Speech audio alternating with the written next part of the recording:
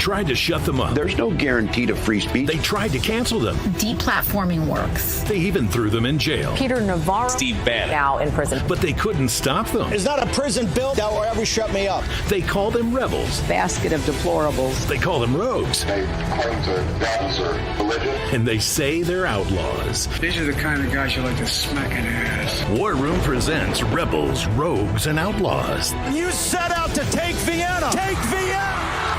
The national bestseller by longtime Bannon producer Dan Fluette. Take a journey through the pictorial history of War Room in a culture that celebrates the weak. Show your support by standing with the rebels. Go to doitfluette.com or scan the QR code on your screen.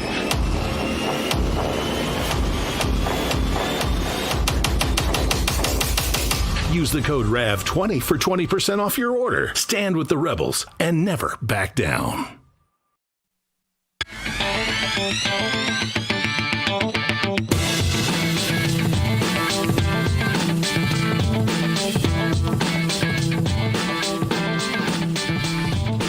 Well, there it is. Ring the bell, dude. There it is. Ring that bell. Ding, ding, ding, ding. New York Stock Exchange, corner Broad and Wall. It's closed. Closing time for them.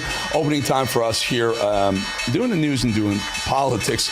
Looks like Dow Jones about flat, up a little bit touch. All day NASDAQ was lower. Made a rally about midday and ended up in the green, S&P in the green. Also, just want to tell you very quickly, crypto has been backing off 104,500 right now. So a Bitcoin per Bitcoin came back down a little bit. And as we see the gold, $3,379 to the ounce.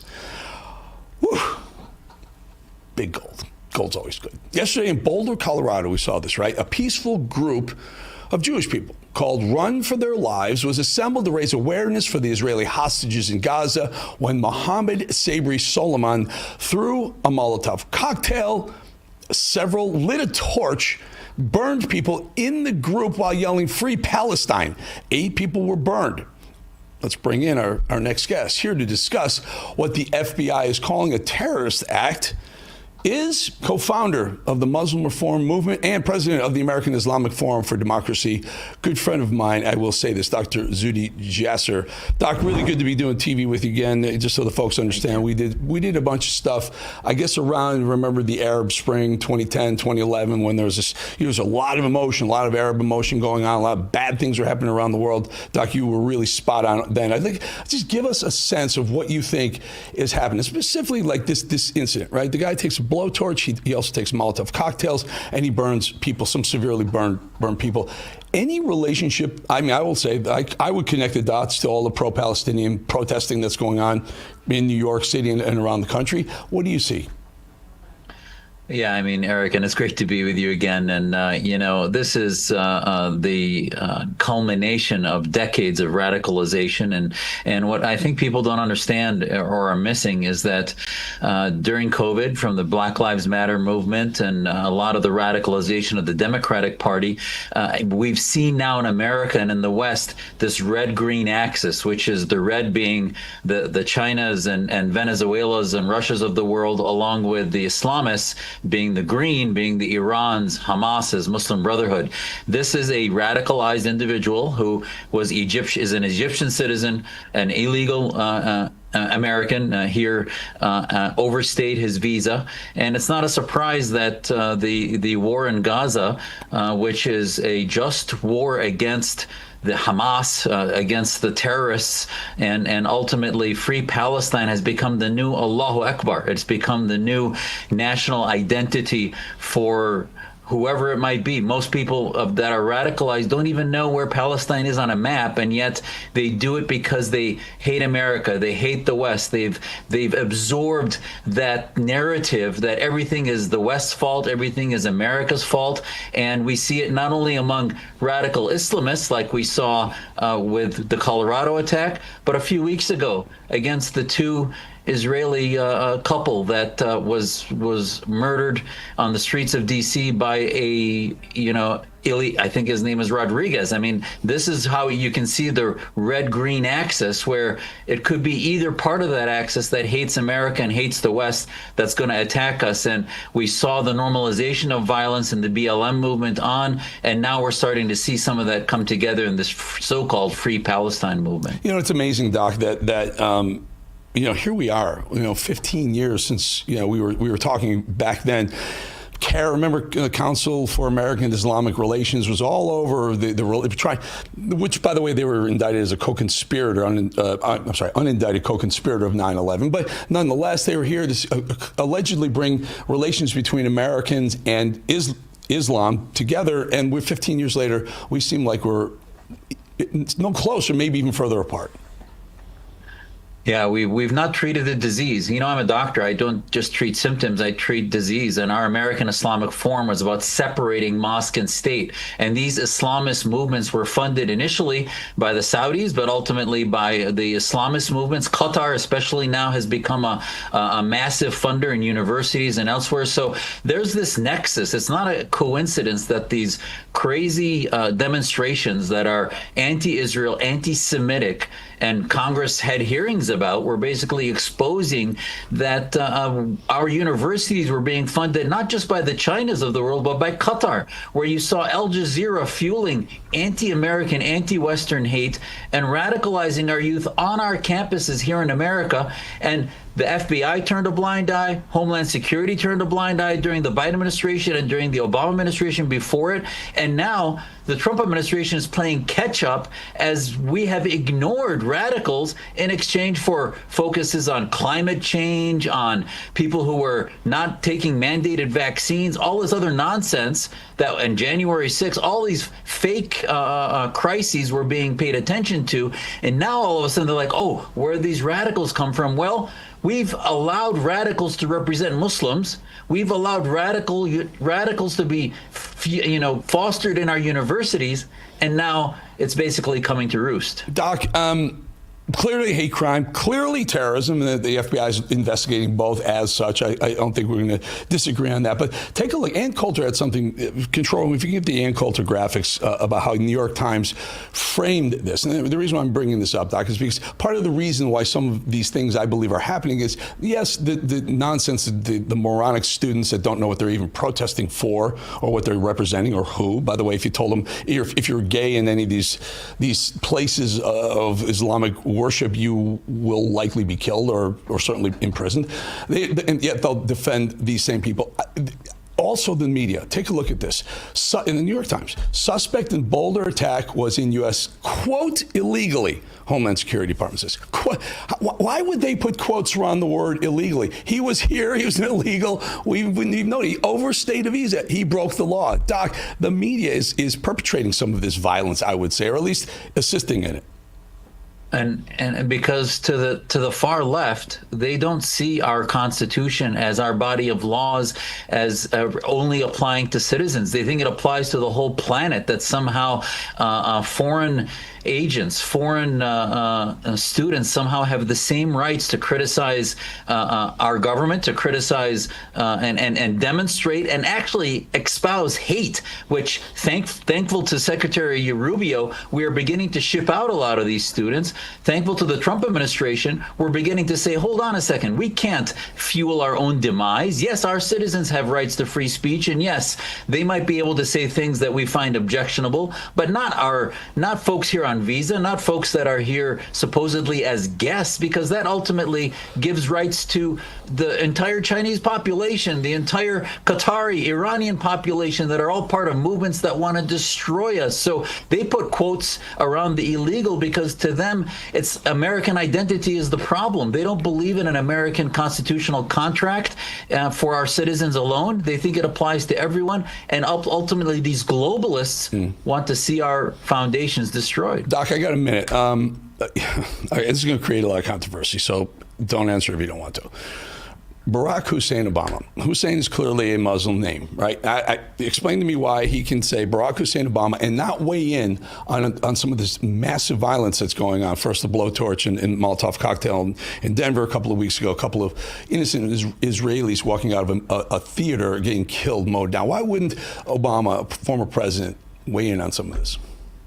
It's because, I'll take his faith for what he reports to be Christian, but at the end of the day, the hate America, the blame America sort of liberation theology is what he came from, and that's anti-American. It's about a movement that ultimately fostered Nation of Islam, fostered radicalism, anti-Americanism. So to them, it's about identity politics. It's not about national identity. It's about racial identity, and they want to racialize Islam, which is an ideology. And I've argued for so long, as you know, that we need to reform against the medieval interpretations that dominate who we are as Muslims and infuse all of this radicalization and the death cult that is Hamas, that now the left and the Islamists have embraced and have fueled these types of acts of terror. Doc, really good to get you back in the mix, and we're going to be talking to you a lot more as we go forward. Dr. Zuhdi Jasser, one of the foremost experts on all these things. Doc, good to see you again, my friend. Thank you, Eric. Anytime. All right, folks. I had the opportunity to join ICE. Now, this was fantastic. I rode along with ICE in Orlando late part of last week, and we finally got the opening, the real estate, to show you a little bit taste of what went on. Watch. Early morning hours, just days ago, we were granted rare access to a major bust of some real bad hombres, Tren de la Agua gangbangers. All right, folks, we're going out on two Tren de la Agua members, one for murder. So we're going to deport both of these people. Law enforcement is here, present. This is what we voted for. This is what we paid for. This is what we wanted. And look at this, 22 different officers, 7 different law enforcement agencies. This is legit. We're vested up. This could get crazy. Who knows?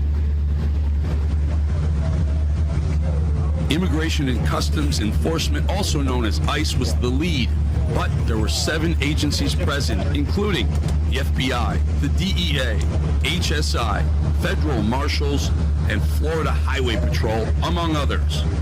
We blurred the faces to protect the identities of the officers.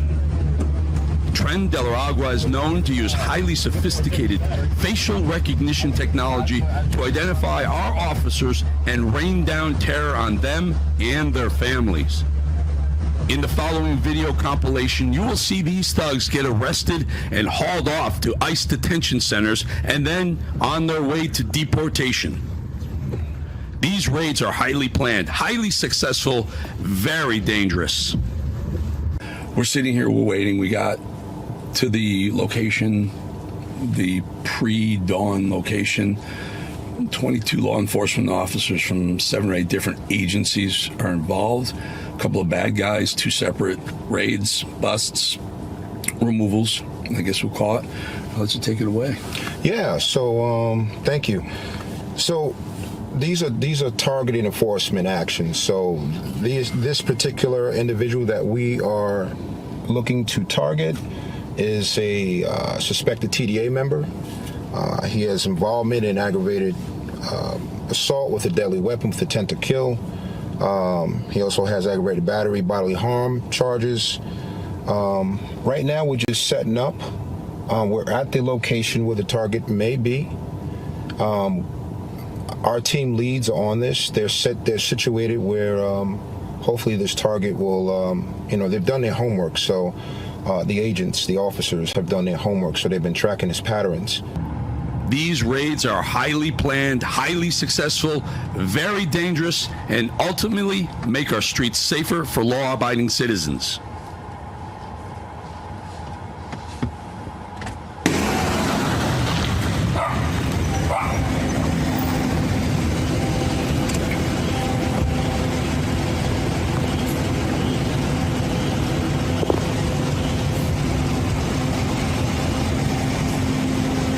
This day, 2 TDA gangbangers would be busted.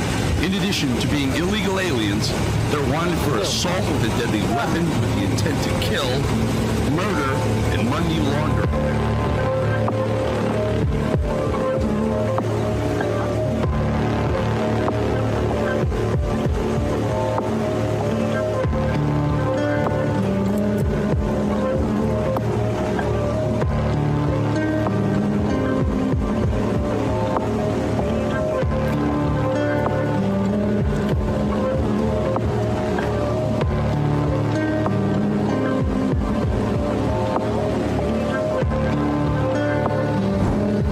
We have a lot more of that over the next coming days and weeks. We'll show you more of that as we get to it. All right, folks, we'll be back in 2.5 minutes.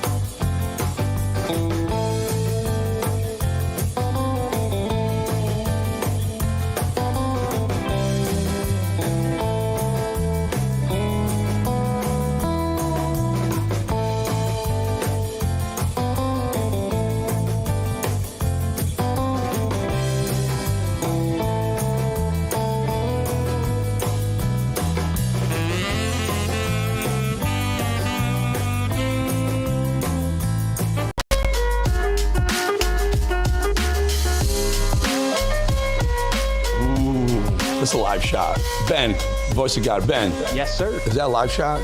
This is a live shot of Russia, Moscow, Wow. Russia. Wow. So something bad happens, we might get a live shot. That's crazy. That's a great shot, Ben. All right, folks, the Trump administration trying to right the country. However, they can't take your personal finances into account. You have to do that yourself. And that's why thousands of Americans are buying gold now from Birch Gold. Here are the facts. In the past 12 months, the value of gold has increased by 30% in the last year. Whatever investment in the world went up by 30% in a year.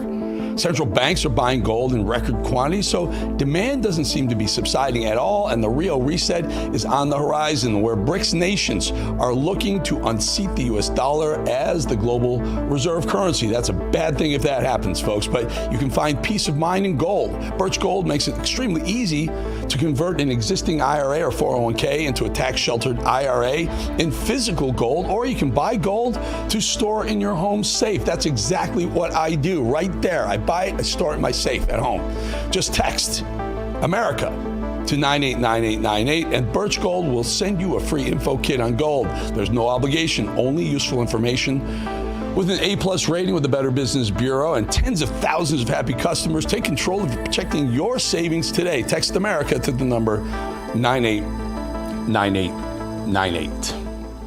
All righty, folks, peace talks were supposed to continue today between Russia and Ukraine. Well, the weekend had a little distraction of that. The delegations met in Turkey for the second round of the talks, but the discussion only lasted a little more than an hour with no progress to ending the 3-year war. This after Ukraine launched that long-range attack on Russia over the weekend. Well, here to discuss is former senior advisor of the House Permanent Select Intelligence Committee and former National Security Council staffer in President Trump President Trump's first administration. Colonel Derek Harvey. Colonel, really good to have you, my friend. So what blows me, what was really fascinating to me is how in the world was Russia so exposed to allow, granted a lot of drones, I believe several hundred drones, how were they so vulnerable to allow that much assets to be destroyed by drones? Well, it took the Ukrainians almost a year and a half, detailed planning, very patiently. They worked a tremendous plan of operation, diverse, hitting multiple locations, some thousands of miles away from Ukraine, and their OPSEC was tremendous. Now, I compare this, maybe look what the Israelis did with the pager bombs, okay? There's always adaptation, whether it's low-tech adaptation like box cutters using airplanes as bombs, to what we're seeing now in the war in Ukraine and in the Middle East with the use of drones, whether it's the Houthis or the Iranians or others. And just think about this domestically. We've got a lot of vulnerabilities, a lot of enemies. We have strategic assets like the Russians did, and we've got large Super Bowl games that could be attacked by, an Islamist group, an Iranian group, a narco-terrorist group, or another state actor. Do we know who supplied those drones? Who made those drones? I do not have that information yet, and what the source of them was probably, again, most of those are coming from Asia. Purchased with possibly U.S. funds? Here's what I'm getting at. At some point, Putin, he's so erratic. Let's do it this way. What do you think Putin's response, his real response, is going to be? Well, there is the risk of escalation, and it could be limited into the geographic theater in Ukraine or around Ukraine. It could be, something that's not proportionate in another area of the world if they think the United States was involved, or the UK or some other entity. But there probably will be a reaction. And, the first thing was the, Russian delegation only met for an hour in a very perfunctory engagement. There are other risks, not just the peace talks, but, we don't know what the response will be, and Putin is not one to take things lying down. Well, he made a statement. He said, we're going to investigate this. He said, Ukraine will be held responsible, and he said, and further than Ukraine. So he's almost insinuating that if they find out that there's some assistance by the U.S. or some European country specifically, he may go ahead and expand his theater a bit too. And won't that, by definition, start World War III? That is a concern about risk of escalation, and it doesn't necessarily lead to World War III, but it could lead to an expansion of the war. It might not continue. It could be just a limited operation someplace else. There's a lot of options on the range of opportunities that the Russians could have here. But at the end of the day, we have to worry about how things might be exploited here in the United States from a force protection perspective. And then also, these planes were so easily attacked because they were complying with the strategic nuclear arms agreements, which allow us to be able to observe them and understand their status. And so they were vulnerable because of past agreements, and that could have an implication on how those agreements are going to be addressed going forward. And the Russians have already asked for a revisit of strategic nuclear talks, some sort of consultative meeting. So they play by the rules. They play by the rules, and they lose. Estimates are as high as $7 billion worth of assets, with $1 million worth of drone firepower coming from Ukraine. I can see why Putin's pissed off, very, very angry. Is this the exact case for never allowing Ukraine into NATO? Well, it doesn't appear that they took any consideration, President Zelensky or others, for the possible implications on the NATO allies or the United States. And this is, a very provocative act. Yes, it had big news, big impact, but, there was really no consideration that I've been able to discern about how this could entangle us. And that may be what Ukraine wants to do, is to entangle Western Europe and the United States in this conflict more so than we already have been. Someone said, and I read, and there's some speculation that we weren't notified in advance of this attack, and if that were the case, I was speaking to a geopoliticist friend of mine, and he said, well, why should they? And I said, well, there's about 180 billion reasons why they should have. We've given Ukraine a ton of money, and a lot of it was purchased. I'm guessing those drones and a lot of technology was purchased with some U.S. greenbacks. Yeah, you owe the president a phone call before you do something like that, especially when Trump is out there saying, I'm going to sit down with both sides and try and get to a peace agreement. Well, Trump probably would have said no if he would have been asked, in my view. Although there's a desire to increase pressure, the president in this administration wants to increase pressure on Russia economically and also offer them the carrots of relieving economic sanctions that already exist and stopping the conflict. So, that's what they want to do. Now, you sort of touch on a very important issue here. We work very closely with, meaning the United States works very closely with Ukrainian intelligence, and we collect a lot of information in Ukraine, and we have allies that do the same. So there must have been tremendous OPSEC for that not to have been identified in some way, or if that's a failure on our part too, if we didn't identify it, and if we did but didn't notify the White House, that's another potential failure. So there are some questions that need to be asked by the Senate and House Intelligence Committees. All right, Colonel, we appreciate your time, and just keep your phone on. You're going to be on call there's a lot more coming up, I guess. It's getting scary. Let's just say it's getting a little trippy out there. Appreciate it. Colonel Derek Harvey, thank you so much. All right, folks, before we head to break, just want to remind you about the podcast and YouTube page. They're both updated daily. You can hear this show, absolutely, any of these, Dr. Zuhdi Jasser interview earlier, or the Colonel right here just now, Derek Harvey, or anything else. We're talking about the Diddy trial. It's crazy what's going on over there. I can't talk about it here. It's a little bit too salacious. But over there, we can talk about just about everything. Just subscribe. Hit one of those subscribe buttons right there. We'll see you in 2.5 minutes.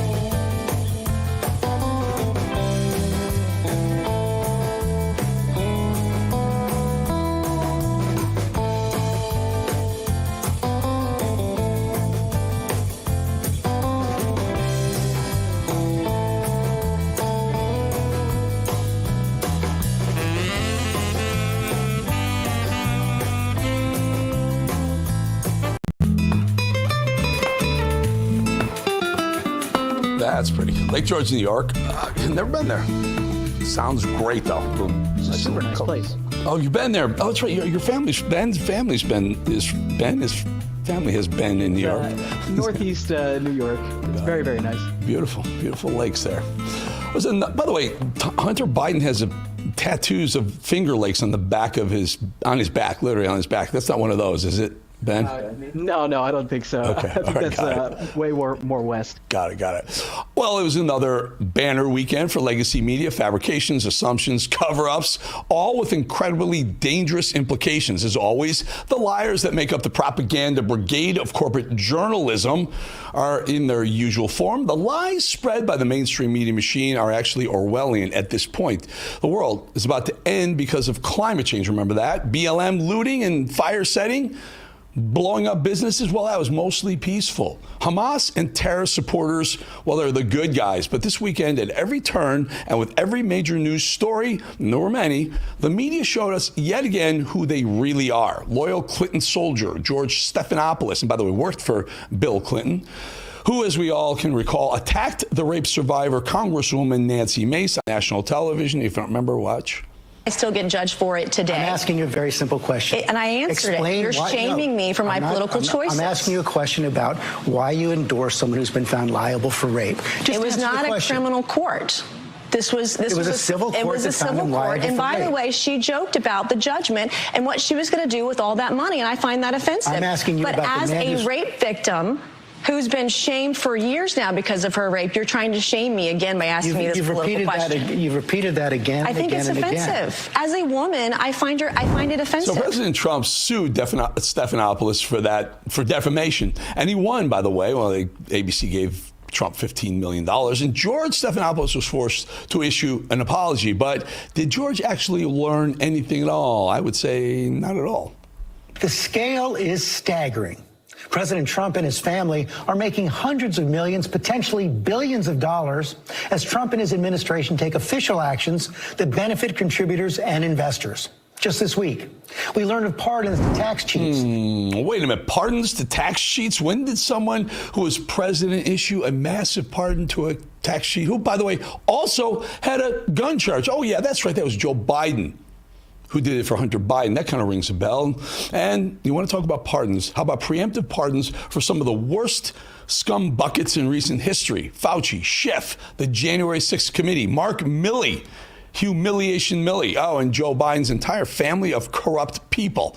That whole family has been filling their coffers off the Hunter and Joe Biden's treason for years. But sure, let's try to fling some mud at the Trump family. And then lies about Israel once again. If you recall, it was lies peddled unapologetically by the likes of CNN about how tens of thousands of children were going to die in a single day in Gaza. And then 2 Israelis are murdered outside the embassy in Washington, D.C. right after that. Not a coincidence. And then just before a terrorist unleashes on Jews in Colorado on Sunday, yesterday, CNN spreads a story about how Israeli forces opened fire on Gazans trying to get humanitarian aid, which turned out to be completely wrong. But don't worry, CNN changed the headline without retribution, retraction, or apology, because that's their MO. Never mind that they willingly and quickly peddled unchecked lies by Hamas. Video release shows exactly what happened. Hamas opened fire on Gazans trying to get food. So the truth is out. You assume CNN would change their story, right? Well, they did change the headline. They just quietly changed the story, hoping no one would notice their BS. And yet, after the story was debunked and clearly Hamas propaganda peddled by a very willing media, Washington Post comes out with, yet again, Hamas propaganda. And I'm quoting here. At least 31 people were killed Sunday morning in southern Gaza, according to the Strip's health ministry, when Israeli troops opened fire on crowds making their way to collect aid. When Israeli troops opened fire. No retraction by the Washington Post, by the way. So Hamas shot 31 Gazans who were trying to collect humanitarian aid. They blamed it on Israel, and the whole world's media believed it without even questioning it. That's not journalism, folks. That's propaganda. Even though this has happened several times before and told millions of people lies after lies. And the next day, a terrorist sets Jews on fire in Colorado. Coincidence? I think not. And then, After that guy does that, disgraced former FBI jackal Andrew McCabe, remember him, talks about not jumping to conclusions in an obvious act of terror. That's what the FBI does. We don't step in and take over and draw conclusions 5 minutes after the attack about what happened. Oh, yeah. Let's wait and see if we can find out another reason. An Egyptian who's overstayed his visa illegally, who lit Jews on fire. Let's see if we can find another narrative for that. Right, McCabe? Apparently, if you're the media, you do jump to conclusions about the terrorists' race. They do have an individual in custody. We do have a name on that individual and are looking into his background, as are investigators. But he appears to be the man that is seen in some of the videos that were taken by bystanders at the scene, who appears to be a white male with gray hair. Oh, there you go. White male. There you go. What say you, MSDNC? There's an individual that's taken into custody. He's a white male. Whether or not that's the person that police ultimately arrested and will ultimately charge in this crime, a bit of a question at this time. Wait. So, but I thought we don't jump to conclusions about the identity of the shooters or aggressors. Or is that only when they're black, Muslim, or transgender? Well, he's not a white male. And if they wanted 5 more minutes, if they just looked and just waited 5 more minutes, they would know he's an Egyptian who's in this country illegally, thanks to Joe and Kamala. A Muslim illegal immigrant. Say it with us, CNN. What's the matter, MSNBC? Cat got your tongue? And to NBC, the Jews at this parade were Gaza hostage awareness marchers, which at NBC is apparently code for Jews. Interesting choice of words, NBC. CBS, not to be left out of the propaganda brigade, quoting here, attack in Colorado burns several people. Several people. Can you say it? Can you just say it, CBS? These are Jews. They were calling awareness. They were calling awareness the hostage is still being held. Muslim illegal migrant burns Jews in terrorist attack. Why is that so difficult for you to say or write, legacy media? But somehow it is, even for the local police, in a liberal city, no less. No surprise there. FBI is already calling it a targeted terror attack. Would you also refer to it as a terror attack? So I've been in contact with our local FBI multiple times. We are in contact with them here. We're not calling it a terror attack at this point. Again, it's way too early to speculate motive. Is it way too early? Is it really way too early? Or did everyone with eyes in the ears hear him yelling, "Free Palestine," as he torched the Jews in the area? Yeah, you know what? It's possible we may never fully understand the motive of an illegal immigrant from Egypt setting fire to elderly Jewish people with a homemade flamethrower, screaming for an end to Zionism. Of course, no pushback from any of the media at all. He said it's not terrorism, so we believe him and we just move on, right? Well, here's a question. If the media won't even be honest about a firebombing attack on a group of elderly Jews, one of whom was a Holocaust survivor, then what are they actually doing? Why and how are Americans going to have any trust in the media, legacy media? Or was that mostly peaceful for you too, CNN? Listen, the cover-up of Biden's mental and physical downfall, treasonous. The constant lies about President Trump, the constant flagrant and unwarranted comparisons to Hitler and fascism, obvious, desperate, and disgusting. But this, when you lie about these things, there are serious consequences. People are dying because of the propaganda and the lies in the media. This is no longer about lying for a drooling, fumbling president. The media is now complicit in the deaths of innocent Americans. They will never, ever come back from this. And I know we will. They must be held accountable. We'll be back in 2.5 minutes.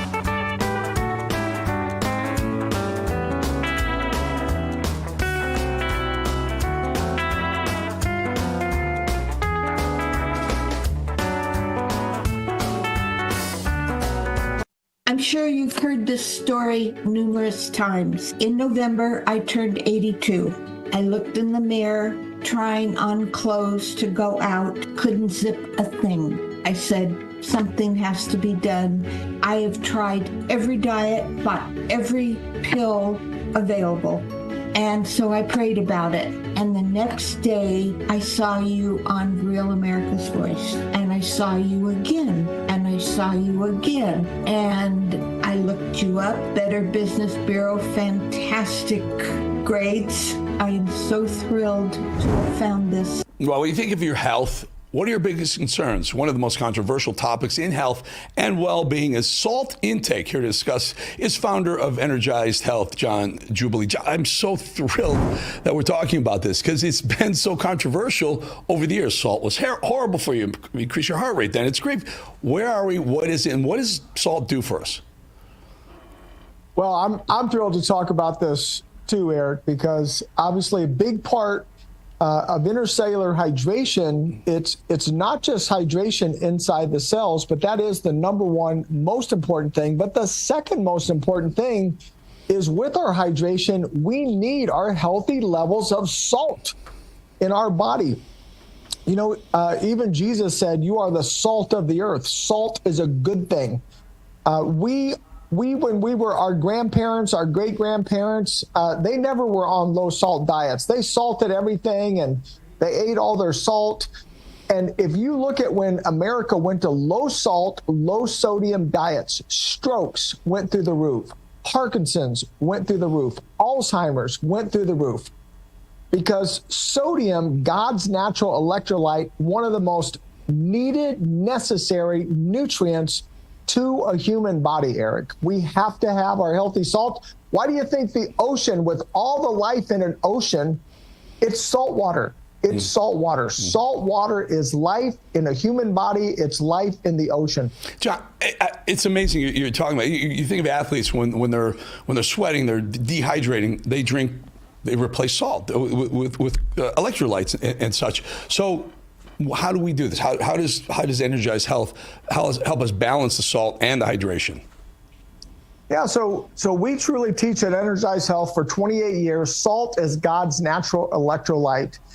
Salt is healthy to the human body when we are hydrated. So when we're hydrated at the cellular level, you could not have too much salt when you have intracellular hydration. If you do, your body will it'll just come out in the toilet or you'll sweat it out. If you ever licked your sweat as a little kid, it tastes salty. The soldiers over in Iraq, and in the Middle East, when it was hot, their uniforms would get filled with salt and water and they'd be stiff. Why? Because of all the sodium in there. But I guarantee you, if you had a heart attack today on your ride to the ambulance, you know what the first thing they're going to do to you? They're going to hook you up to an IV and they're going to pump 9 to 18 grams of salt, like 3 weeks worth of salt into your body immediately. Why? Because they know medically we need our salt. You go into an emergency room, the first thing they're going to do, no matter what's wrong with you, they're going to pump 9 milligrams of good old-fashioned salt in an IV bag. Those are salt water bags that they're putting, and with intracellular hydration, guys, you need your healthy salt. And that's why, to keep your brain healthy for your whole life, keep your full brain function so that you never have a stroke, so that you don't ever have brain fog or Parkinson's or Alzheimer's, you've got to have that healthy sodium in your body through intracellular hydration and your salt. Great topic. Honestly, great topic, John. Really, really good. And EnergizedHealth.com is where you go. I think /TV is the way you want to do it. But man, these topics, this is why, folks, this is why you got to do it. You learn so much and you understand how your body works with John Jubilee and Energized Health. Thank you, John. Thank you, Eric. All right, folks, something interesting has happened. And by interesting, I mean it's kind of gross, disgusting, completely inappropriate. But the opportunity to witness the fallout of Cory Booker's behavior always good TV, I would say. In case you missed it, Senator Cory Booker made a very familiar gesture over the weekend, one that closely resembles that Nazi salute that they were wrecking Elon Musk about. Remember this? Well, he did the same thing. Look at what he's doing right there. That's something that the biased corporate media would never miss a chance to comment on, right? So we've got video of Cory doing it. We've seen Nancy Pelosi do it. We saw AOC do it. We saw Bernie Sanders. We saw everyone. It's this. It's my heart to you. But when Elon Musk did it, after he was buddies with Trump, first bud, well, he was horrible. He's a Nazi. But God forbid the left does it. Oh, it means heart going out to you. Joe Biden gave some comments over the weekend to CNN about his recent cancer diagnosis. Well, this man is a mess. And there's also been a lot of discussion recently about your mental and physical capabilities while you were in office. You can see that. I'm mentally incompetent and I can't walk and I can beat the hell out of both of them. Well, do you want to reply to any of those reports and also to the fact that there are some Democrats who are now questioning whether you should have run for re-election in the first place? Why didn't they run against me then? Because I'd have beaten them. Do you have any regrets? What are they doing? What are they doing? Why are they putting him out there like this? He's stumbling, mumbling. He's gone. He was gone for the last 2.5 years. What are you doing? There's no rehab of that guy. Look what else he said. Watch. This day is the 10th anniversary of the loss of my son, Bo, spent a year in Iraq. And to be honest, it's a hard day. His son and I, Hunter, who's here in the crowd, I don't know where you're sitting, Hunter, but all the way in the back there.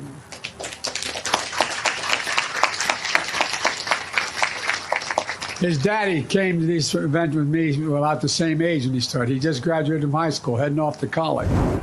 You know, listen, first of all, it's Hunter, he said his son, his daddy is, Joe Biden actually thinks Bo Biden was Hunter's father, their father and son. They're brothers. They're both Joe's sons. The man's completely lost it. And then how about the clap for Hunter in the back? Who's going to clap for? Guys, it's time. I have no compassion for this man. I am sorry. He's older. It's sad to see someone older lose it like that. This man is a racist. He's been a horrible politician for 60 years. He's lived off the taxpayer dime for 60 years. He's not a good man. He's not a favor. He's not a use to anyone anymore. Put him in retirement. Jill Biden, you should be thrown out of the country for elder abuse. That is just awful what you're doing to that man. Jasmine Crockett, remember her? She's really good at dumping gasoline all over Democrats' fires. Here she is running her mouth about Joe Biden and making her entire party look worse. Now, obviously, it's not like I've known Joe Biden my whole life, because I haven't. But I can tell you that I literally have had conversations with him, not once, not twice, probably not even 3 times, multiple times.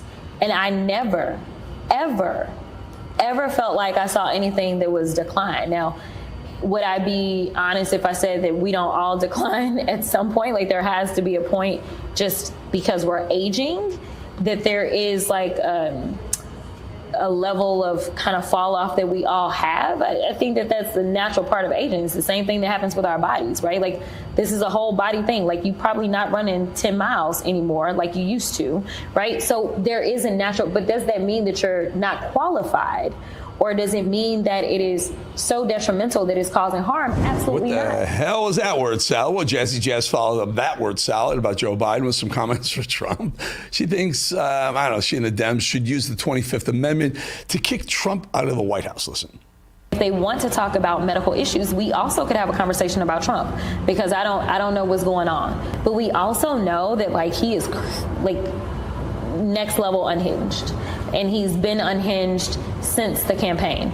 Like, the fact that people ignore the fact that he was constantly talking about the whales or the sharks, and he was talking about, the windmills. I don't know.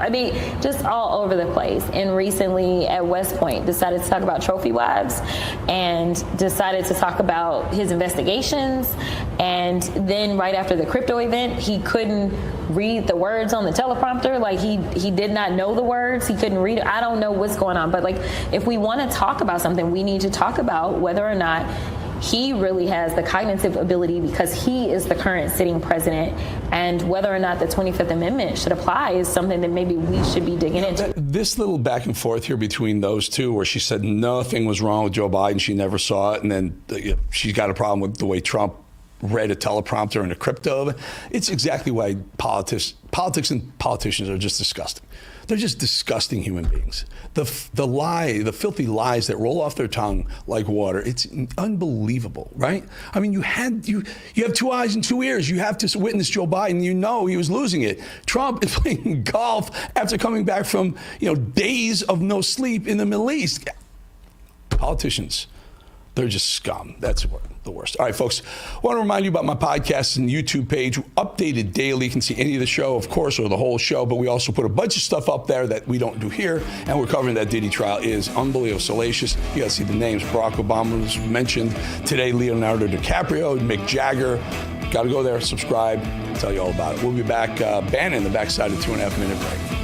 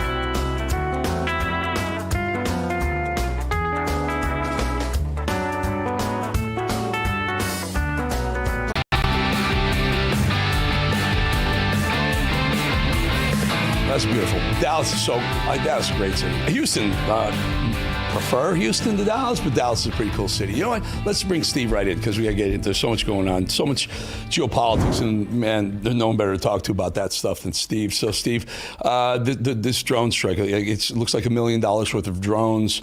Don't know where they were purchased. Not sure whose equipment it is. I'm guessing a lot of American money was behind that. But bombs takes out $7 billion worth of Russian assets. What are your thoughts on this one? And especially, let's talk a little bit about... Well, first off, we can talk about Russian assets. Yeah, go ahead. Eric, this is the third leg of the triad. You know, that you got the intercontinental ballistic missiles, you have the nuclear-powered boomers, and you've got the strategic aircraft. What the Ukrainians did, Curtis LeMay never dreamed of.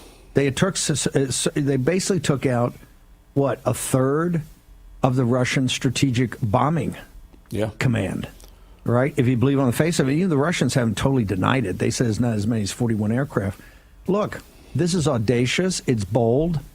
It shows a lot of courage and valor and bravery and smarts of the Ukrainians? A couple things. Number one, impossible. You remember the New York Times piece last year in 24 where they talk about Wiesbaden, Germany, where the American intelligence community and the German intelligence community, two of the best in the world, are essentially running the Ukraine war.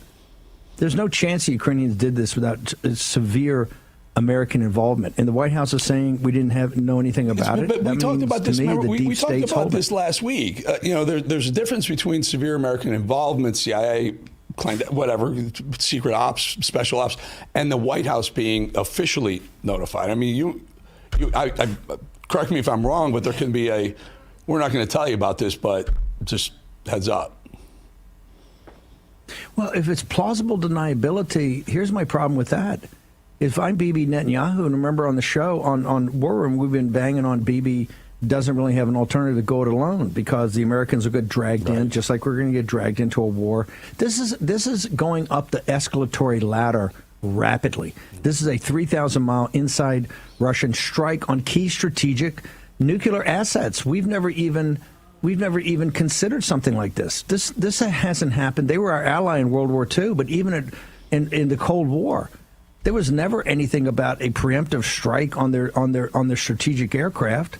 It might have been some advanced planning and up there in the in the ether, but nothing ever smart. LeMay and these guys would never do it. The Ukrainians just did it and dragged us into the middle of it. No, in part of there's no good options. The part of the I understand, again, don't correct me if I'm wrong, part of the deal we have with Russia's nuclear non-proliferation agreements, you have to keep that where we can see it. We have to be able to see that stuff. Don't be building that stuff and hiding it in underground shelters and whatnot. So they expose themselves, make themselves vulnerable. Ukraine takes advantage of it and allegedly doesn't alert President Trump. I would say, best case, we will never allow Ukraine into NATO. Better case, we remove ourselves from NATO. Your thoughts? I tend to agree because they're going to try to trip a Article 5 here. Here's, I think, Eric, I agree with you that this ought to be under real consideration right now. I think as a starter, this raid ought to be condemned by the White House. All 8 ought to be pulled. And Lindsey Graham's, either passport, I said they should arrest him today. Ben Harnell had a better one. Take his passport away so he can't get back in the country. He's over there stirring it up all weekend. He's given interviews saying, hey, the White House is one. Trump says Ukraine has no cards. He says, well, I think they got a lot of cards. Clearly, he had been briefed on this. Pull up. Okay, he says, I think they got a lot of cards. And the House and the Senate, are going to pass this. They're going to pass their own restrictions, sanctions on Russia. He's running his own war policy. They're trying to drag us into the Third World War. Because the deep state wants it, the defense industry wants it, all the warmongers in Washington, D.C. want it, and we're inexorably getting drawn into this thing. We just had a country that we're their biggest sponsor, whether you like it or not, we're their biggest sponsor, just hit the strategic nuclear forces, air forces of Russia deep inside a Russian territory with a very sophisticated drone strike based upon American artificial intelligence, target acquisition, fire control solutions, all of it. So the War Room becomes the lead story on pull it up, guys. You pull that full screen again. There it is on the Telegraph. Steve Bannon warns Ukraine risks escalating war after drone strike. So what is? Are we at the precipice of World War III, Steve? Well, as we've said, Eric, as you know, we believe we're in the kinetic part, the early stages of the kinetic part, like 1939 to 1941, that time between the invasion of Poland and really the invasion of Russia, where World War II really kicked off. President Trump has said in the Middle East and everywhere, we got to lay our guns down. We're going to get ceasefires. We're going to talk about temporary setting down. I'm going to let deals and prosperity coming from the Middle East. The deal, as Eric, we didn't love, the rare earth deal in Ukraine. We're going to cut deals, make people prosperous, and there won't be any reason to fight. Here, we're going in the exact opposite direction. They're essentially mocking President Trump's lay down your guns and let's talk peace with ceasefires.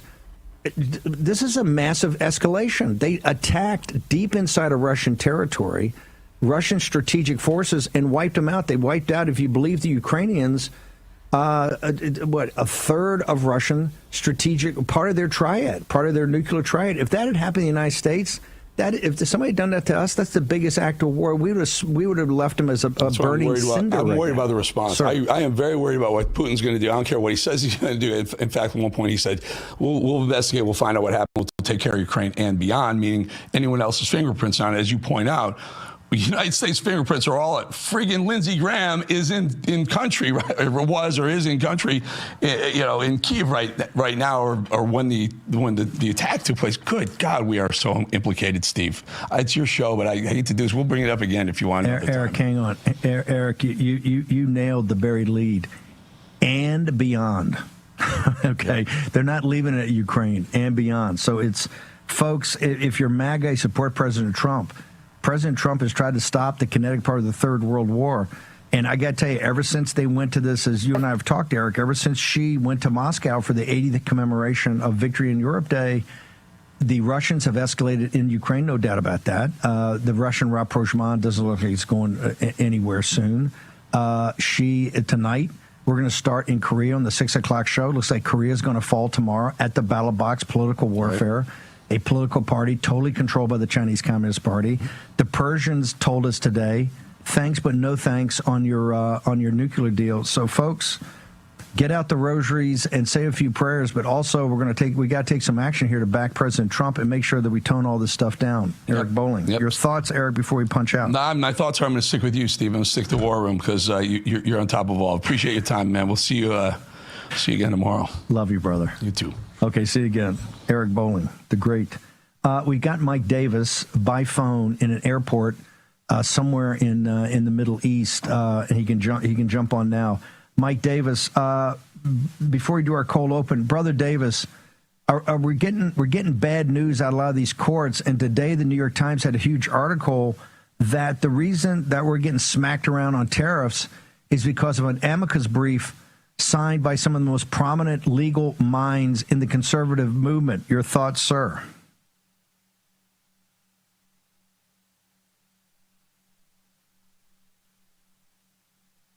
Okay, I don't have a Mike Davis. He dropped sync. Mike Davis is there.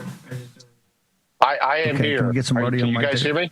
Yeah, go ahead. Thank you. Yeah, we got you. Sorry about that. Our afternoon shift finally woke up. Okay, go ahead, sir. I would say this, that those so-called conservative lawyers who signed that amicus brief opposing President Trump's trade policies, I wouldn't exactly call those conservative lawyers. They are Trump deranged lawyers, and I think that they are a dying species. Well, hold it, Mike. I mean, there's MAGA, and there's the America First, the populist nationalists, the MAGA, all this. We know it's something that's aborting. But these are pretty pretty big names in the traditional Republican Party. So how are we going to, do we have a deep enough bench to get judges, to get lawyers to stay? Last time I looked, we're barely hanging on by our fingertips over justice, and we're taking our best guy, Emil Bovee, and we're putting him on some federal court because we're short of judges, and we're certainly short of manpower in DOJ. So how are we going to get enough bodies that are kind of MAGA lawyers, since so much of looks like the legal establishment is not with us, sir? Well, I think that the legal establishment is going to move with the politics, and I just did a trip to Israel with several federal judges and a bunch of lawyers, and I'll tell you, the bench is deep and it's very good for the Supreme Court, for the federal circuit courts. The difference this time is that President Trump is going to rely on people who are more based, like the Article 3 project, than the establishment people of the first term. You were there, Steve. You remember what happened. President Trump had to prove something to Republicans back in 2016. He had to prove that it was actually conservative, that it was actually acceptable to the establishment legal community. And President Trump more than delivered. He set records for the number of judges that he appointed. He shifted the Supreme Court and the lower federal courts significantly to the right. And he's going to build on that in his second term with even more bold, even more fearless judges. I was the chief counsel for nominations on the Senate Judiciary Committee, and I broke every piece of china that I could get my hands on to confirm judges in the first term. It's a lot different this time in the sense that we broke all the China. We don't need to worry about blue slips for federal circuit judges anymore, where the home state senators get a veto for federal appellate judges. We don't have to worry about the 30-hour rule for the district court judges. It's down to 2 hours. We have a different Senate Republican majority this time. We're not hanging by a thread with people like John McCain and Jeff Flake and other wimps who were anti-Trump, and we don't have the Russian collusion hoax, which cast significant doubts even among Republican senators on President Trump in the first term. And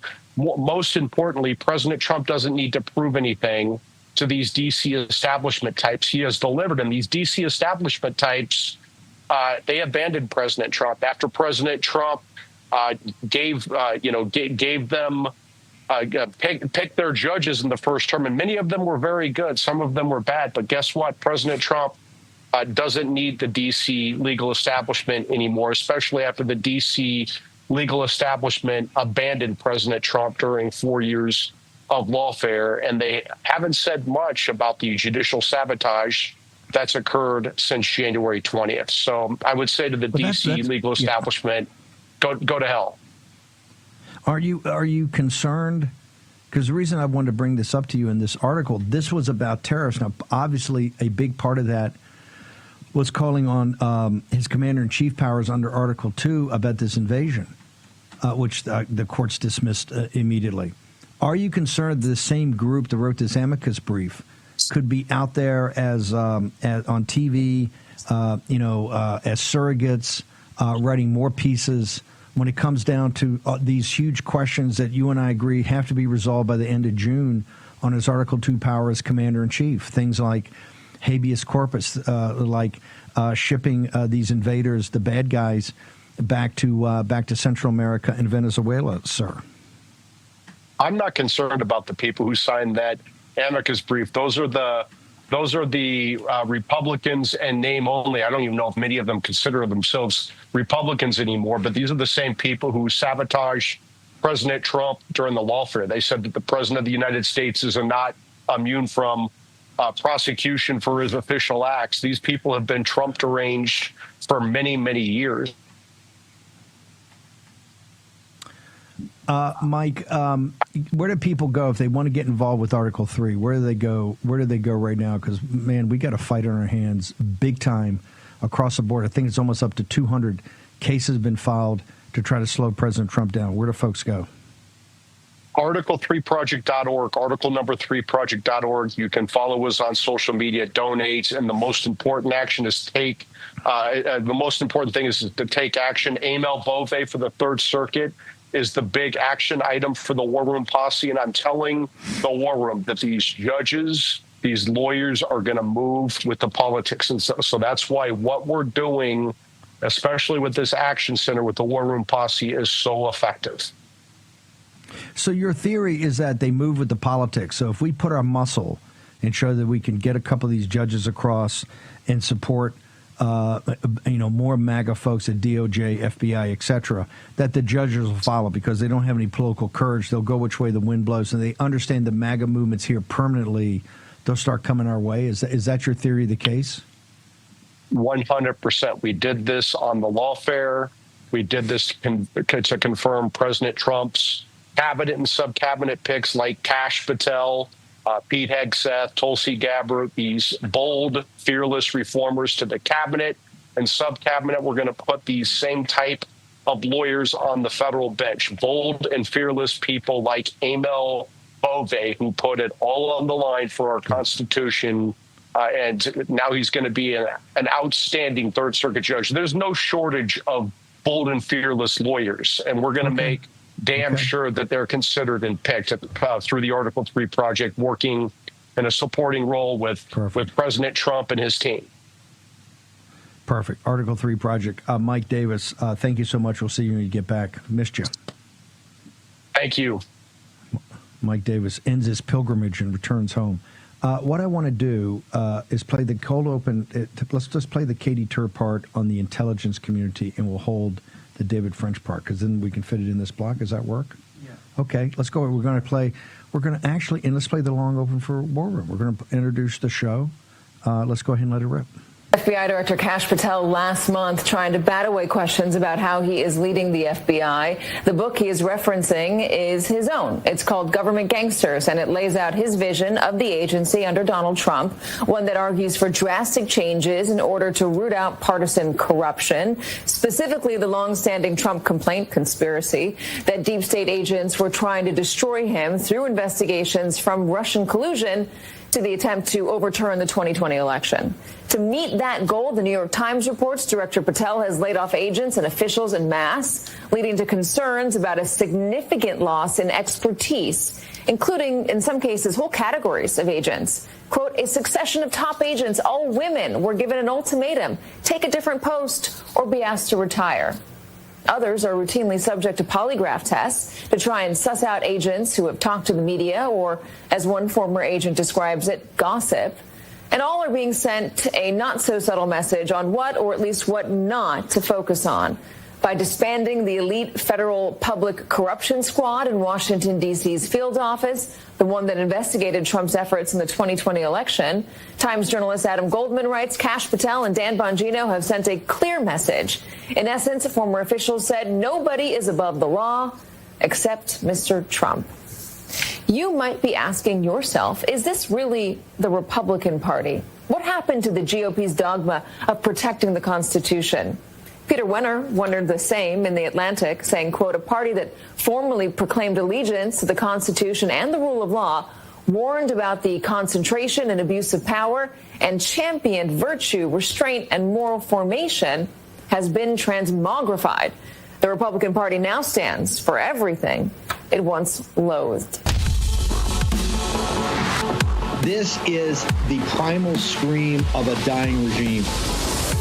Pray for our enemies, because we're going medieval on these people. You're just not got a free shot on all these networks lying about the people. The people have had a belly full of it. I know you don't like hearing that. I know you try to do everything in the world to stop that, but you're not going to stop it. It's going to happen. And where do people like that go to share the big lie? MAGA media. I wish in my soul, I wish that any of these people had a conscience. Ask yourself, what is my task and what is my purpose? If that answer is to save my country, this country will be saved. War Room. Here's your host, Stephen K. Bannon. It's Monday, 2 June, year of our Lord, 2025. You just heard Mike Davis coming back from the Middle East, talking about this amicus brief and about these really a who's who of Republican lawyers standing against President Trump on one of the key parts of this, the tariffs, but essentially telling the New York Times they're really against Trump across a range of topics. Katie Tur's reporting, and the New York Times got this. I just don't know where they got it. That Kash and Bongino are getting rid of, are really starting to take apart the FBI. We're not seeing it. They're saying some senior guys are going. I guess that's natural rotation. We would love to see more of that. We think that we understand Kash and Dan. You know, it's tough to control a place when you only have a couple of people. A particular place got, 35,000 FBI agents. But this situation in Ukraine proved, should remove any doubt from your mind that the deep state is there. And the deep state is either withholding information from President Trump about what's really going on in the world, or they're actively working against American interests, particularly American interests as defined by a guy who has a gig called Commander-in-Chief. That would be Donald John Trump, who has said over and over and over again, I don't want the kinetic part of this third world war to metastasize. I want to calm it down. I want people to lay down their guns and stop shooting at each other. We're going to figure out deals, economic deals, that people are going to be prosperous. And in being prosperous, they're going to appreciate peace even more. That's not what's going on. We are hurtling towards a broader engagement in what is shaping up to be a massive war on the Eurasian landmass. You think we had a couple of those in the last century, I don't know, killed 200 million people overall when you add them all up. Short commercial break. We're going to talk the Chinese Communist Party and the KGB all next in the War Room.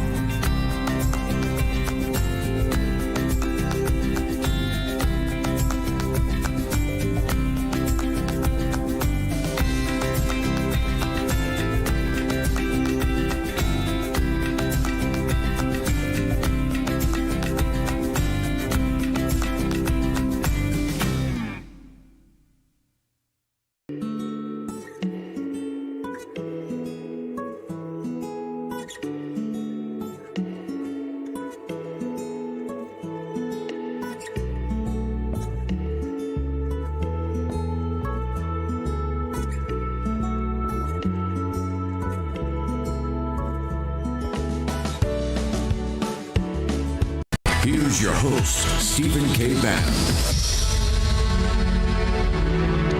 Monday, 2 June, in the year of our Lord 2025. Welcome back. Right there, they're talking about, and they're complaining about Cash and the team being too hard on the deep state. I think now more than ever, and I hope the president's calling for this, because to me, you've got two choices. Number one, and I think unless you condemn the escalation of the Ukrainians, and I'm not saying their attack is not audacious and bold and courageous and inventive and all those things, because it was. Also, I don't believe at all it wasn't done without that team in Wiesbaden that the New York Times reported a year ago in 2024 that was running the Ukraine war from Wiesbaden with German intelligence. It's just, this is like the October 7th deal with Hamas. No, that was the Muslim Brotherhood and people thinking that thing through. Just like on October 7th, I'm not a believer that other intelligence services didn't know about it. It was too complicated. It took too long to put together. It had too many moving pieces to it. They had all the kibbutzes. They had all the floor plans for that. It just had too much information. It was too well coordinated. It was too, particularly a group that hasn't pulled off a lot of sophisticated air, sea, land operations over 40 or 50 miles like ever in their history. here. And the Ukrainians, and we have said from the beginning, the Ukrainians have been courageous. The Ukrainians have been tough. And Mersheimer was right. We're going to fight to the last Ukrainian. This is what the West wants to do. The issue with this, they were supposed to be sitting down at a peace conference today, or at least a ceasefire conference in Turkey. I don't know. Russians didn't seem particularly enthusiastic after they got hit. Their strategic assets got hit.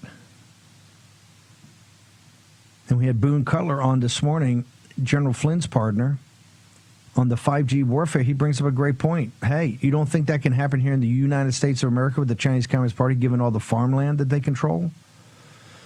Given all the people they've got in the national labs? All the Chinese nationals they've got in these schools, 350,000, which is a good first step to send home.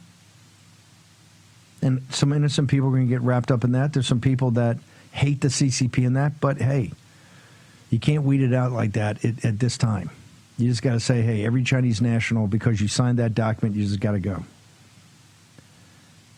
This is our point about the deep state. Why are we getting drawn into this war?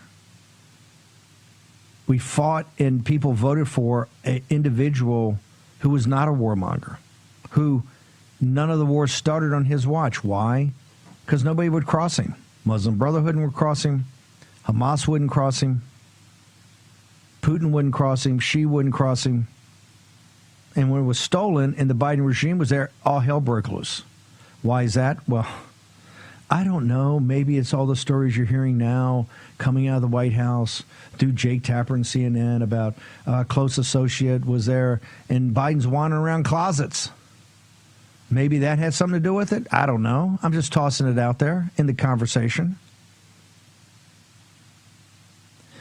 This Third World War, just so you understand, is going to be so lethal and so brutal, it will be World War I and World War II combined. Let me repeat that. It will be World War I and World War II combined. You got nukes all over the place. You have chemical warfare. Well, Steve, chemical warfare, wasn't that banned after World War I? The mustard gas? Hello, fentanyl. We've already have 1 million casualties coming from the Chinese Communist Party and the cartels. This war full on, folks. See what you see. And this weekend, and they're calling it, the it's a Russian Pearl Harbor. Yo, how did Pearl Harbor eventually end? The attackers were basically burned alive. Curtis LeMay, after he finished destroying industrial Germany, he went over and with conventional bombers and napalm in low altitude flights. Kyoto and Tokyo, he burned virtually to the ground. The damage they had was as bad as the damage for a nuclear weapon. Now, it wasn't in one weapons package. Then we dropped 2 nukes, not 1, 2. They were not convinced. Think about that. They were not convinced after the first nuclear weapon. I think we'll hang in there. This is what happens. You go from unrestricted warfare, right, to the kind of political warfare, the PSYOP and political warfare, and you're going to see that tonight. What are we going to show you starting at 6 o'clock? It'll be 7 in Seoul, and I think we got Mina Kim is now there. I think Mina, Grace has been working with. I think Mina may actually be at a polling station. Don't know, but she's going to try. There, and I want to show people this is what political warfare is. The Chinese Communist Party worked on this one for a long time. They have a party they control. Their people, they're Chinese over there right now. Chinese helping the party win. It's 70 years ago. We have an ally that the war is not over. They don't have a deal. It's kind of an abeyance. Both sides put their guns down. And given all the valor and the bravery of both the South Korean army and the South Korean people, and man, that was brutal. Korea is the forgotten war. It's not talked about enough. And Korea is a dagger at the heart of Japan and a dagger at the heart of Taiwan. By tomorrow night of this show, Unless we can pull off a miracle, and this miracle will be 5x what Poland was. Poland was kind of a dead. We were always losing. It was kind of a dead heat, and this is why I think Matt Schlapp and the team provided the energy, got the media, got people down there, got the animal juices flowing. Went into a part of Ukraine, a part of Poland that you had to get massive turnout, and got it, and pulled it off. And a hat tip to Matt Schlapp and the entire CPAC crew that went over there, and also the people in Poland worked with them. We may pull this out in Korea. I'm not feeling it. I don't feel the urgency. I don't see the energy. Something's up there. This will be a major strategic loss. The Chinese Communist Party would have pulled off on political warfare. And then, of course, after you got that, you've got the economic warfare. Then you slide to the kinetic war, which is what they want us to slide into now. And then you get into the unconditional, not unrestricted, unconditional warfare, where there's no conditions. And it just goes to annihilation. And why? Because people get tired. This is part of what you're seeing in Ukraine right now. Because there's 1.5 million casualties on both sides. And on the Ukrainian side, there's tons of civilians, and people get angry. They want vengeance. They want vengeance. What do you think Gaza is? Look at that. Look at that nightmare. What do you think that's about? These don't get better. They only get worse. We're getting sucked into this. And once we get sucked into it, you just can't sit there and go, oh, okay, well, I rethought it. I want out. You got to not get in. And to have a country like Ukraine that pulled this off, and if they didn't come to the White House and ask permission to do it, then that's all you need to know. They got to go. Cut them off. You got to condemn it, and you got to cut them off. The New York Post is sitting there. In the New York Post, look, they got smart guys over there. They're saying, hey, this is what you need to bring Putin back to the table. What we need to bring Putin back to the table is to start getting serious about his partner. Everything was going the right way until May 7th, 8th, and 9th. And what was that? Oh, that was the 80th commemoration. We told you that was a big deal. Everything's changed since then. They had 3 days to kind of buddy around. This is what happened in 2019. They had 3 days to buddy around, and guess what? It came out of there, and the Chinese have been non-participants. Scott Besson admitted today or yesterday on the talk shows. They haven't really been engaged for a couple of weeks. Oh, and then President Trump dropped the bomb. Oh, and all the agreements we had in Geneva from a couple of weeks ago, they haven't lived up to any of them. They haven't lived up to any of them. They're the ones driving this. They're the senior partner. And now they're going to see with this political victory, if it happens tomorrow, and listen, there are a lot of people working around the clock to make sure that the Conservative Party in South Korea wins. I'm just not feeling the energy, but praying for a victory here. Because if we lose through political warfare without a shot being fired, horrible consequences. Horrible consequences. You're going to see, I think, the entire timetable pulled forward this way to an invasion of Taiwan. And why do I say that? Because I was with the 7th Fleet. What the Chinese are doing now are not military exercises. They're not. This is rehearsals. This is what our team in England in that wet and cold spring, winter and spring of 1944 were doing to get ready for the landings in Normandy and all the different rehearsals they were doing for Normandy. This is beyond just some military exercise to figure out how to do things and work in coordination. This is actually where you have points, boom, boom, boom. Here's what we're going to do. Here's the timetable. Here's what's going to happen. Here's where the planes got to be. Here's where the amphibs have got to be. Here's what the Americans are going to do. They're doing rehearsals for an invasion of Taiwan. And if you have no interest in Taiwan and no interest in the Taiwanese people, no interest in the market, that's fine. That's 100% fine. It's not a problem. There's only one hitch. Essentially, our economy runs off the advanced chips that come out of that island. The plants and the design and all of it. And as much as we try to get it here, and we're making huge progress in places like Arizona and some places like Ohio, that's a decade away and probably 20 years away from being ramped up. We're inexorably getting drawn into this, and it's like World War I and World War II. You see what's going to happen, and you can't stop it. One way to stop it, put the deep state on report. We're coming for you. Short break.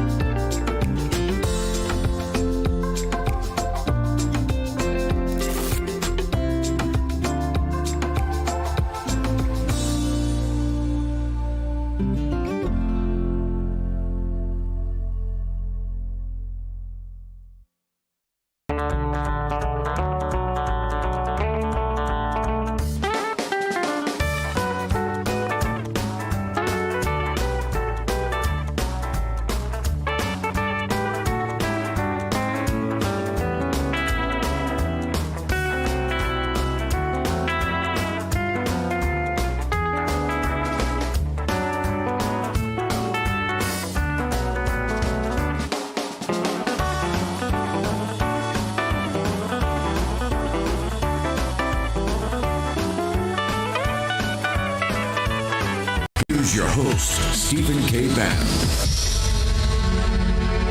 Okay, I got Costello and Coffer. I'm going to start with Costello.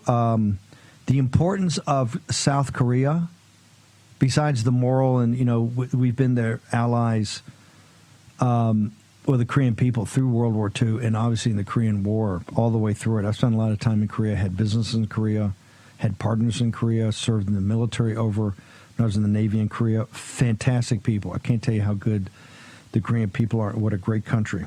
And tough people, but kind. Tough but kind. But also a major strategic partner with strategic assets, particularly technology. Costello, in Korea and Taiwan, importance to the United States of America, sir. Yeah, let's start with the election coming up here, Korea, Steve. So there's two companies, Samsung and SK Hynix in Korea, that make something called high bandwidth memory, which there's two things, well, there's a bunch of things, but there's two real things you need to make this AI and a lot of the new technologies we're working. You need the high bandwidth memory, and you also need the chips and the semiconductors. So I'm simplifying it, but think data sits in the memory, and then the semiconductors do the math, right, around this AI stuff. So we have 70% of the high bandwidth memory requires from South Korea. So if you have the CCP inserts their influence now in this election and has stronger leadership aligned with them, we're not only dealing with our chips and semiconductors, which everybody knows is made in Taiwan, but we're dealing with the high bandwidth memory that's in South Korea. And then, as you've seen a lot in the news over the weekend, the rare earths, which is where China backed down on their agreement earlier, that goes into making these things. So the underlying substrates that run a lot of the technology we're talking about reinventing manufacturing on ends up controlled or influenced by the Chinese Communist Party. In people, this is what I say, forget any allegiance, any love for, association with, democracy, anything like that. Just realpolitik dealing with the American economy. If we lose access to this, if the Chinese Communist Party controls South Korea and controls Taiwan, how big a hit is that on the post-industrial digital economy of the United States of America, sir? It's everything. It takes away all our leverage. We're looking at, a lot of these new announcements have been AI related in the Middle East. There have been, the partnership there in the Middle East, Taiwan Semiconductor building in Arizona, as you mentioned. Like, all this stuff requires rare earths, it requires semiconductors from Taiwan, and it requires high bandwidth memory from South Korea. So it's no wonder that, Secretary Besson is having trouble and they're having trouble negotiating with the Chinese. They feel like they have us. They're certainly going to wait and see how this election plays out in South Korea and what their negotiation points are. And, as Hegseth talked about over the weekend, these aren't drills. And, this is getting very serious in Taiwan. Hegseth over the weekend said the assault of Chinese was imminent, caused a total meltdown in Singapore where he did it. You hang on, Brian, but one question I've got is when you talk about the Geneva and what they agreed to, this was about rare earths processing, also about magnets and ball bearings that are essential to American factories running. The Chinese looked it over and said, "Nah, we'll let the Americans sweat for a while." Is that the correct take on things? Yeah, it's funny. Rare earths aren't actually that rare, right? Like, we have a lot of them here, but the refinement capabilities of these rare earths to turn them into magnets and all these things, that is largely dominated by China now. This is an industry in China made in 2025. Ironically, what's the year? 2025. They chose that they were going to dominate, price competitors out of the market, put state capital in, and make sure the refinement of these rare earths and critical minerals, that they took leadership in, so they controlled it. And unfortunately, we haven't had huge efforts there in the U.S. Rebecca Koffler, it appears to us that things changed after the 80th commemoration when she and Putin were able to hang out for a couple of days. That's the railhead of what the actions of the CCP and the actions of the KGB and the rulers of Russia seem to be pretty hardcore. Do you believe now that we're in a kinetic war, given what happened over the weekend? Do you believe now the United States has actually been dragged into, where we can't deny it anymore, a kinetic war with the Russians, ma'am? Absolutely. Yes, sir. We are no longer in a proxy war with Russia. The United States is now officially in a direct kinetic war with Moscow because of how Russia looks at things. Ukraine has no indigenous capability to execute this tactically brilliant operation that doesn't have satellites. It cannot geolocate these strategic nuclear bombers, right? Those bombers are reserved to wage nuclear war, and Ukraine just attacked them. And that came right after Ukraine tried to assassinate President Putin. Russian President Putin's helicopter, when he was visiting Ukraine, came under a drone attack. And so right now, because the nuclear doctrine of the Russian Federation that Putin actually updated late last year, because he has noticed that we are consistently climbing this escalation ladder, it has a clause of a joint attack. And so they are looking at this attack that it is enabled by the United States.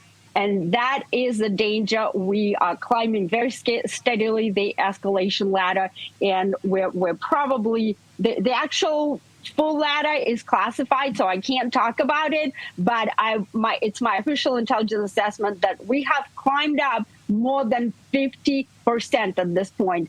And the danger is here. At first, it goes pretty gradually, but then after you cross a certain threshold, it goes very, very fast into cyber warfare, space warfare, and then all the way into the nuclear. And every single war game that we conducted back in the intelligence community, and we conducted dozens of them, and I led some of the red teams, it ended up in a nuclear war. And guess what? Blue lost and red won. Why? Because Putin has a playbook, he has been planning for it. It's all, very well thought through. And we don't have the response, because instead of actually targeting Russia and neutralizing the threat, the deep state of the U.S. intelligence community was chasing the non-existent Russia-Trump collusion. So they weren't doing their job. They were trying to unseat President Trump. And that's what happened. That's why we are almost in the World War III right now. Why is that? Because once it starts, China, North Korea, Iran, whom are they going to side? They're going to side with Russia. And that is why it's not just Russian nuclear arsenal. It's China's. You're adding all the capability that's going to be all combined and used against the United States. What did Putin mean when he said, by the way, the symbolism of the Turkish fiasco today, where it basically lasted 30 minutes? What does that tell us? Well, that tells us that President Trump's peace plan, unfortunately, has been sabotaged. It has been sabotaged by Zelensky, whom we actually have given billions of dollars, right? And very, very strategic military hardware, having depleted our own arsenal. And it has been sabotaged by the deep state, because it appears as though President Trump didn't even know about Ukrainian assassination attempt on Putin. And he didn't even know about this reckless strike on Russian nuclear bombers that Ukraine just executed. And so, therefore, there's nothing to talk. What is there to talk about, right? So Putin is almost certainly right now thinking through what it is that he is going to do, because his decision calculus is right now based on what I just said, that he needs to follow the Russian doctrine and the joint attack clause. I'll tell you exactly what the joint attack clause says. It says any aggression against Russia or its allies by a non-nuclear state, i.e. Ukraine, with the participation or support of a nuclear power, which is us, will be seen as the joint attack on Russia. And so they are likely right now developing targeting packages and deciding what is it that they're going to attack. I absolutely do not rule out the possibility of the Russians actually attacking at this point a NATO country. They wouldn't have done it if Ukrainians didn't do that, right? But right now, the doctrine justifies Putin's action. Correct me if I'm wrong. TASS reported last week. Now, it is TASS, but it's the official propaganda. They reported last week, I think Thursday, when Mertz and those guys got the trip set up after they found this out, but TASS said the Russian military was actively looking at targets in Berlin. Did they not, ma'am?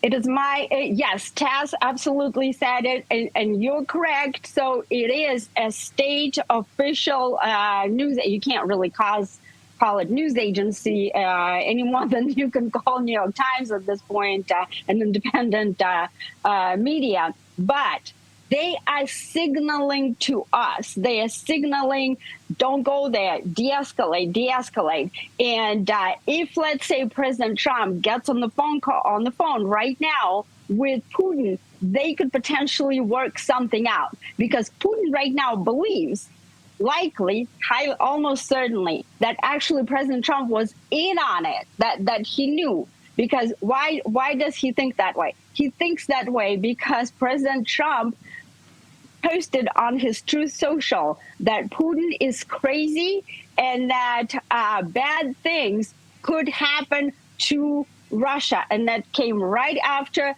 Merz's revelation that there were no longer any limitations on Ukrainian strikes deep inside Russia. And so that's exactly what they're doing. My intelligence analysis suggests... Hang on. I think President Trump said, I don't know what happened to him. He's acting crazy. He's playing with fire. And then he implied that bad things could happen. Yes. And you're saying that they probably took that as he had some understanding. When Putin comes out and says, hey, we're not going to hit right away, we're going to fully investigate this and make sure that we have accountability, we understand, of Ukraine and beyond. When he says and beyond, how should Americans read that, ma'am? Okay, well, first, I just want to reiterate that we, both the United States and Europe, are right now in Putin's nuclear crosshairs because Zelensky placed us there according to the Russian doctrine. So right now, Putin is trying to decide. He's usually very measured. Have you noticed that he hasn't really, being emotional about any of this, right? So, right now, we should interpret it that they are looking at targets. They're looking at targets, including in Germany, in Poland. Will it be necessarily nuclear? No, not right off the bat, because it's a slow progression, because every single step that Putin takes on the escalation ladder in response to either us or Ukrainians escalating, he is telegraphing, de-escalate. So, and they have capabilities right now, such as the Oreshnik hypersonic missile, which is dual capable, right? It can be outfitted with either with a conventional warhead or with a nuclear warhead.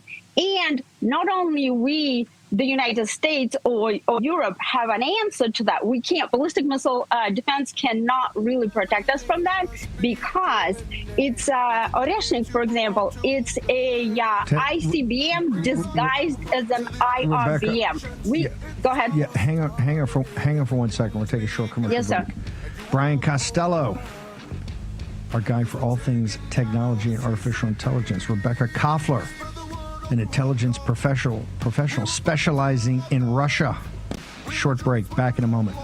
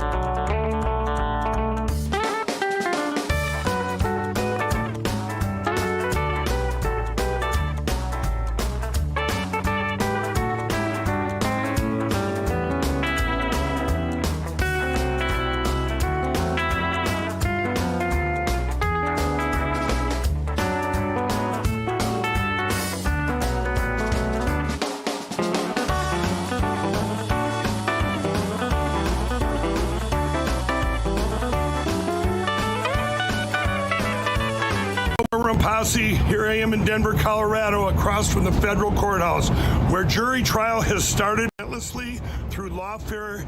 And remember, everyone else has settled with either their insurance companies so far have settled, or they've settled out of fear. We cannot back down, and I won't back down. But we need your help. My Pillow and their employees, my employee-owned company, we have put everything on sale for you to help out so we can get these resources, starting with our Giza Dream Sheets, any size, any color, $49.98, exclusive to the War Room Posse, promo code War Room, just in time for Father's Day too. And today, anything you buy, you're going to get a free My Pillow 2.0 and the My Pillow Revival USA cover. But go to mypillow.com. Scroll down, click on Steve, and you're going to see all the other exclusive War Room specials, including my cross. They're 50% off. You've got the pillows on sale. My employees are busy making them right now. You guys use that promo code War Room and call my call center. Check them out. They're all moms, dads working from home. And call my call center. Check them out. They're all moms, dads working from home. We're all praying for a huge win here in Colorado that we need for our country. You guys have been the best. Promo code War Room, the most sought after promo code ever. Thank you and God bless. Mike Lindell is in the crucible now out there in Colorado. We'll be covering that every day. Hopefully get an interview with Mike tomorrow. I couldn't do it this morning because too much hustling over there to court. Brian Costello, I'm going to hold you because I got more about artificial intelligence and the CCP, what's going on.